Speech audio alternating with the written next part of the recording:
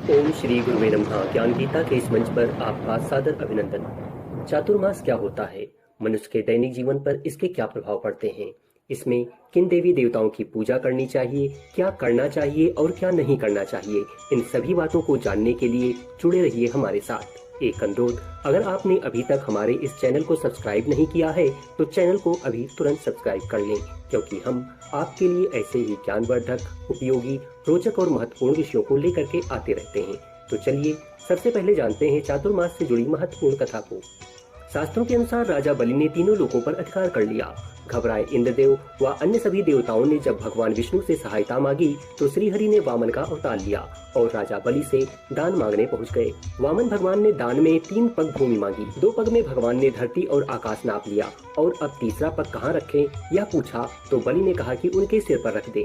इस तरह बलि से तीनों लोगों को मुक्त करा के श्री नारायण ने देवराज इंद्र का भय दूर किया। लेकिन राजा बलि की दानशीलता और भक्ति भाव देखकर भगवान विष्णु ने बलि से वर मांगने के लिए कहा। बलि ने भगवान से कहा कि आप मेरे साथ पाताल चलें और हमेशा वहीं निवास करें। भगवान विष्णु ने अपने भक्त की इच्छा पूरी की और पाताल चले गए। इससे सभी देवी देवता और देवी लक्ष्मी चिंतित हो थीं। देवी लक्ष्मी ने भगवान विष्णु को पाताल लोक से मुक्त कराने के लिए एक युक्ति सोची और एक गरीब स्त्री बनकर राजा बलि के पास पहुंच गईं। उन्होंने राजा बलि को अपना भाई मानते हुए राखी बांधी और बदले में भगवान विष्णु को पाताल से मुक्त करने का वचन मांग लिया। क्योंकि राजा बलि वचन से बंधा हुआ था, इसलिए वह देवी लक्ष्मी को मना नहीं कर सका और श्री हरि विष्णु को पाताल लोक से जाने दिया। लेकिन भगवान विष्णु अपने भक्त को निराश नहीं करना चाहते थे, इसीलिए बलि को वरदान दिया कि वह प्रत्येक साल आषाढ़ मास के शुक्ल पक्ष से कार्तिक मास के शुक्ल पक्ष की एकादशी तक पाताल में निवास करेंगे। इसीलिए इन 4 महीनों में भगवान विष्णु योग निद्रा में रहते हैं। तो यह थी चातुर्मास की पौराणिक कथा। अब जानते हैं इन चातुर्मास में कौन कौन से माह आते हैं और इसके प्रधान देवता कौन हैं। जैसा कि पौराणिक कथाओं द्वारा आपने इस बात को जान लिया है कि आषाढ़ मास के शुक्ल पक्ष की एकादशी से लेकर के कार्तिक मास के शुक्ल पक्ष की एकादशी के बीच के इस समय को चातुर्मास के नाम से जाना जाता है।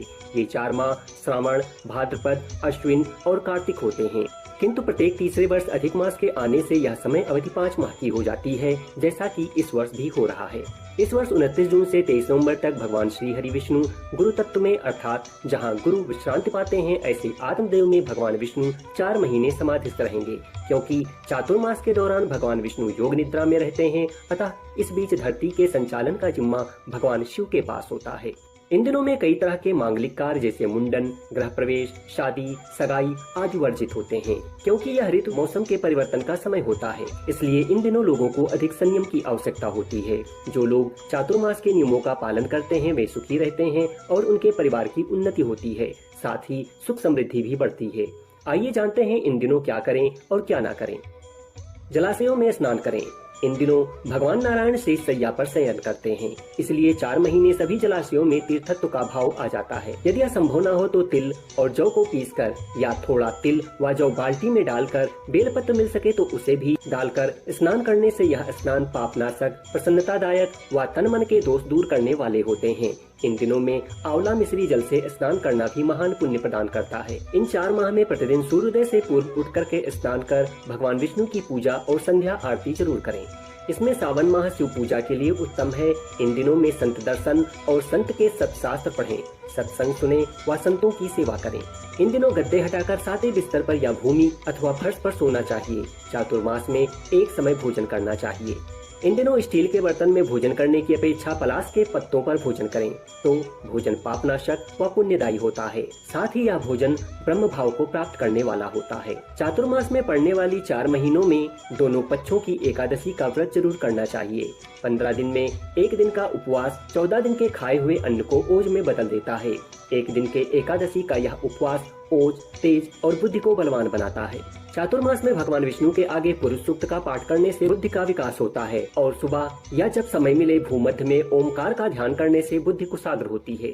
चातुर्मास में भगवान विष्णु के अलावा महादेव, देवी लक्ष्मी, माता पार्वती, गणेश, राधा कृष्ण, पितृदेव आदि की पूजा करनी चाहिए। इन दिनों दान, दया, इंद्रिय संयम से उत्तम धर्म करने वाले को उत्तम लोगों की प्राप्ति होती है।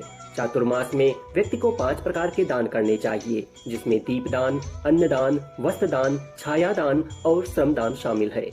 चातुर्मास में आप भगवान श्री हरि विष्णु के मंत्र ओम नमो भगवते वासुदेवाय और भगवान शिव के पंचाक्षरी मंत्र ओम नमः शिवाय का जाप कर सकते हैं। चातुर्मास में शिव और विष्णु की भक्ति से मनोरथ सिद्ध होते हैं। अब जानते हैं इन दिनों में क्या नहीं करना चाहिए। इन 4 महीनों में पराया धन हड़प करना, पर स्त्री से समागम करना, निंदा करना, ब्रह्मचर्य तोड़ना हाथ में आए अमृत कलश को गिरा देने के समान है, अतः इनसे बचें। इन दिनों तांबे के बर्तन में पानी नहीं पीना चाहिए और न ही भोजन करना चाहिए। चातुर्मास में काला और नीला वस्त्र पहनने से स्वास्थ्य हानि और पुण्य का नाश होता है। असत्य भाषण, दूसरे की निंदा व क्रोध का त्याग करें। चातुर्मास में पान, दही, तेल, बैगन, साग, शक्कर, मसालेदार भोजन, मांस, मदिरा, नमकीन, खाद्य पदार्थ आदि का सेवन नहीं करते हैं। मान्यताओं के अनुसार चातुर्मास में पान छोड़ने से भोग, दही छोड़ने से गोलोक, गुड़ छोड़ने से मधुरता और नमक छोड़ने से पुत्र सुख की प्राप्ति होती है। चातुर्मास के सावन में पत्तेदार सब्जियां, भाद्रपद में दही, अश्विन में दूध और कार्तिक में लहसुन प्याज का सेवन वर्जित है। तो यह थी चातुर्मास से जुड़ी संपूर्ण जानकारी। उम्मीद करता हूं कि आपको यह जानकारी अच्छी लगी होगी। अगर हाँ तो वीडियो को लाइक करें और कमेंट बॉक्स में ओम नमो नारायणाय नमः जरूर लिखें। साथ ही वीडियो को अधिक से अधिक लोगों को शेयर करें। अगर आप हमें यूट्यूब पर देख रहे हैं तो चैनल को सब्सक्राइब करें और फेसबुक पर देख रहे हैं तो पेज को फॉलो करें। धन्यवाद।